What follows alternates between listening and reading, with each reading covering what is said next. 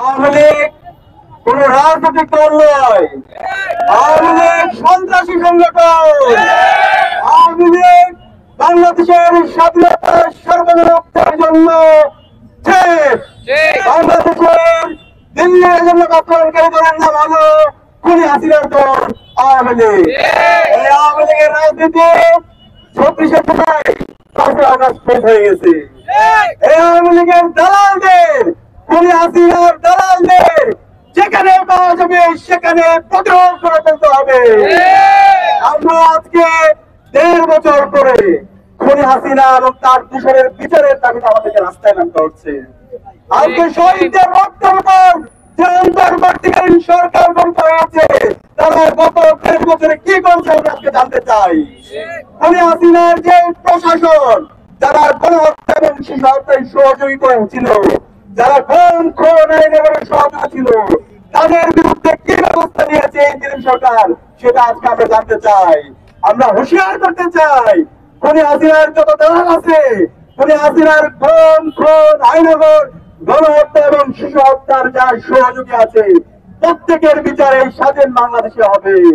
তাদেরকে যেখানে পাওয়া যাবে, বাংলাদেশের মুক্তিকামী ছাত্র জনতা, সকল রাজনৈতিক দল, ছাত্র সংগঠনকে আমি অনুরোধ করবো, খুনি হাসিনার দোষরদের যেখানে পাওয়া যাবে সেখানে প্রতিরোধ করে তুলতে হবে, এদেরকে ধরে থানায় দিতে হবে।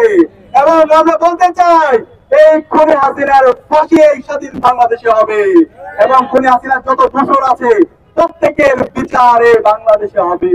আজকে আমরা বলতে চাই, আমাদের এই মুক্তিকামী ছাত্র জনতা তারা ঘুমিয়ে যায়নি, যে প্রজন্ম তৈরি হয়েছে তারা ঘুমিয়ে যায়নি, প্রতিরোধ করার জন্য তারা প্রস্তুত আছে।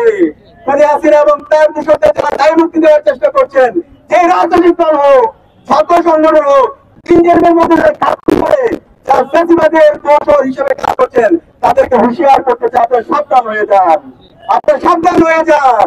আপনারা যদি খুনি হাসিনাকে দায় মুক্তি দেওয়ার চেষ্টা করেন, বিচারের নামে আপনারা হাইকোর্ট দেখান, আপনাদের প্রত্যেককে আমরা দেখে নিব। আমরা অনুরোধ করবো, এই খুনি হাসিনার বিচারের দাবিতে আমাদের সবাইকে ঐক্যমত হতে হবে। বাংলাদেশে আজকে আমরা দেখতে পাচ্ছি রাজনৈতিক দলগুলোর মতো অনৈক্য, ছাত্র সংগঠনের মতো অনৈক্য।